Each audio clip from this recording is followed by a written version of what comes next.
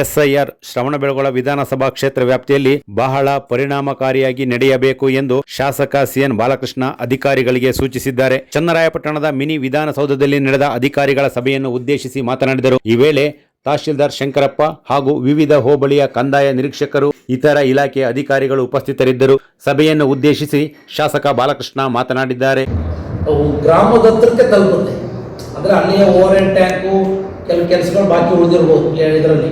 ಆದರೆ ಬಹುಗ್ರಾಮ ಕುಡಿಯೋ ನೀರು ಇದು JJM ಅಲ್ಲ ಸರ್, ನೀವು ಹೇಳೋದು ಮೇನ್ ಲೈನ್ ಬಹುತೇಕ 99% ಕಾಮಗಾರಿ ಮುಗಿದಿದೆ. ಯಾವುದು ಅದೊಂದು JJM ಬರಿಬೇಡಿ ಸರ್, ಮಲ್ಟಿ ವಿಲೇಜ್ಗೆ ಬಹು ಗ್ರಾಮ ಕುಡಿಯೋ ನೀರಿನ ಯೋಜನೆ.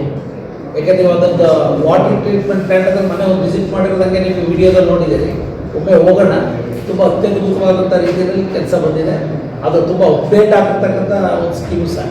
ಅವೆಲ್ಲ ಯಾವ್ಯಾವ ರೀತಿ ಲೈನು ಸೆಟಪ್ ಆಗಿದೆ ಅಂತ ನೋಡಿ ತುಂಬ ಆಗಿದೆ. ಅದು ಅಲ್ಲಿ ತರ್ತಾರೆ. ಆಮೇಲೆ ಅದು ಲಿಂಕ್ ಆದಾಗ ಅಲ್ಲಿಗೆ ನೀರು ಹೋಗ್ತಕ್ಕಂಥದ್ದು ಫಲ.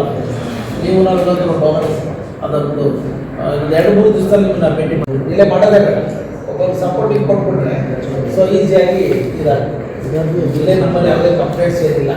ಎಲ್ಲೋ ಅಲ್ಲಿ ಊಟ ಕಡೆ ಕೂರಿಸ್ಕೊತಾರೆ ಮತ್ತು ಮಾಡ್ತಾರೆ ಏನಿಲ್ಲ. ಏನು ಕೆಲಸ ಮಾಡ್ತಾರೆ.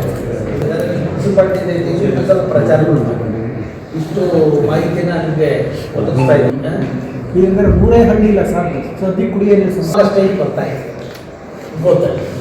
30 ಬರುತ್ತೆ. ಪ್ರಾಬ್ಲಮಿಂದ ಸಮಸ್ಯೆ ಆಗ್ತಿದೆ. ಅಂತರ್ಜಲದ್ದು ಒಂದಳ್ಳಿ ಆಯ್ಕೆ ಮಾಡ್ಕೊಳ್ಳಿ ಅಂತ ಹೇಳಿದ್ದೀನಿ. ಅದು 2 ಲಕ್ಷನೋ 1.5 ಲಕ್ಷನೋ ಅದಕ್ಕೆ KEB ಪೇಮೆಂಟ್ ಮಾಡಬೇಕು. ಅವ್ರು ನೀಟ್ ಆಗಬೇಕು. ಆ ಥರ ಇನ್ಸ್ಟ್ರಕ್ಷನ್ ಕೊಟ್ಟಿದ್ದೀವಿ. ಮೊದಲು ವಾಟರ್ ವಿಲೇಜ್ ತಗೊಳ್ಳಿ, ಆಮೇಲೆ ಪಕ್ಕದ ವಿಲೇಜ್.